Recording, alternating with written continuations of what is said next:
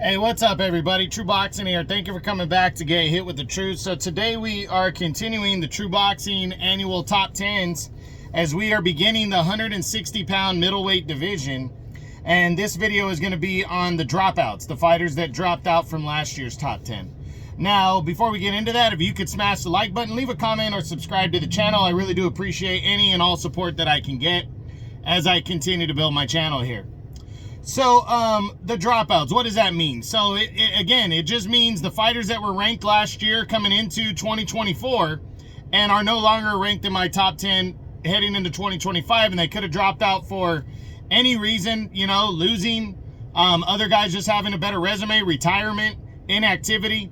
So let's get into it because only 3 guys from last year's top 10 dropped out.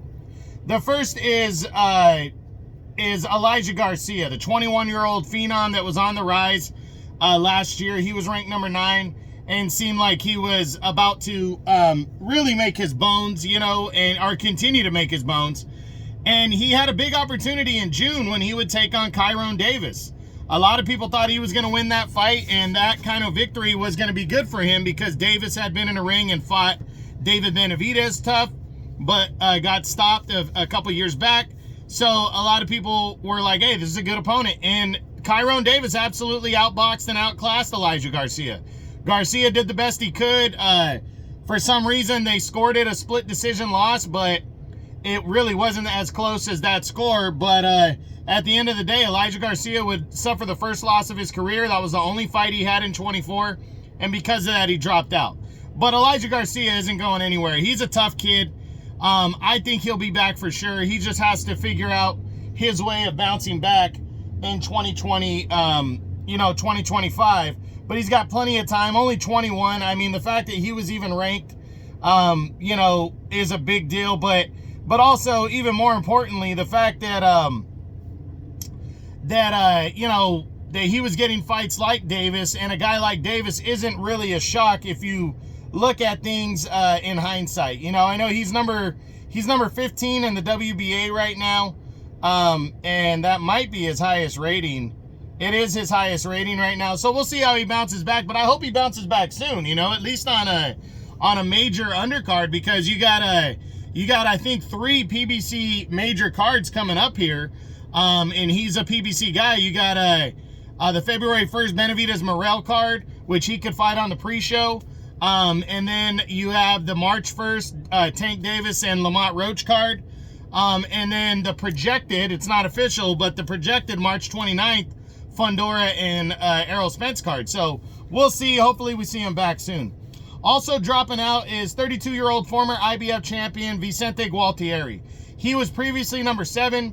He bounced back in 2024 and went 2-0, but other guys just have done more to be more deserving and be in the top 10. You know, Gualtieri, even though he's a former champ, he really didn't do anything special to become the former champ.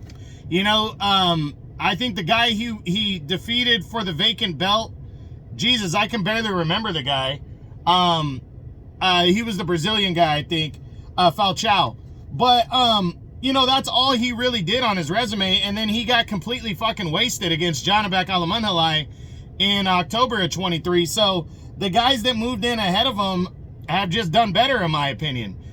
So I just felt like he didn't deserve to be in. But if he can get the ranking, and somebody decent is willing to fight him, I could see him bouncing back in, because he's kind of a quiet guy that you're not going to see coming. He's number 6 in the IBF right now, and they don't have top 2 challengers right now.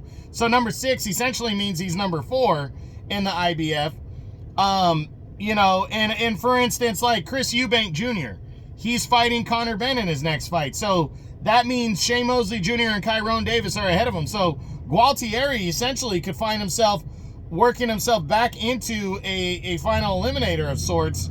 And then he's also number 5 in the WBO right now. So I think Gualtieri could find himself back in the mix this year if he gets the right opponent and beats the right opponent. So we'll see. And then the last guy to drop out of last year's top 10 is 34-year-old former WBC champion, former 2 division champion, Jermall Charlo. Previously was number 6 coming into the year.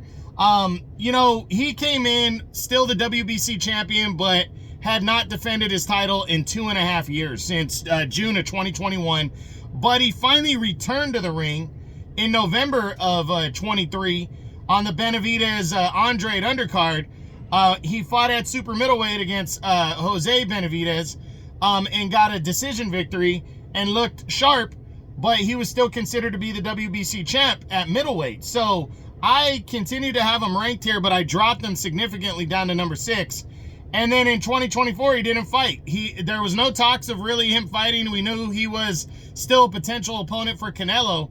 But right before the June card for Tank Davis and Frank Martin happened, a few weeks before that, he got busted, you know, with a domestic dispute, and the WBC finally, after nearly 3 years of him not fighting in middleweight and not defending the title, they stripped him of the title, allowing Carlos Adames to be upgraded to full champ, and then Charlo did not fight the remainder of the year. So this guy has fought one time in the last 3.5 years, and it was at super middleweight. So he absolutely has dropped out.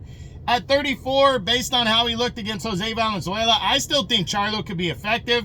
He's still a big name, but he's got a lot of personal issues that he's going through, and you got to clear those up. But if he were to take it serious at middleweight, I still think he could take over. But to be honest, I don't see him returning to middleweight and the middleweight rankings by the end of the year. I think if he does come back, that's a big if, it'll be at 168 super middleweight, because Canelo's there, and he would have to go through somebody to get to Canelo. So that's what I think. But that's it. That's what I got. Those are my dropouts for the 160-pound middleweight division as the True Boxing annual top 10s continue. I hope you enjoyed the video. If you did, smash the like button, leave a comment, or subscribe to the channel. I appreciate any and all support. This is True Boxing, and you've been hit with the truth.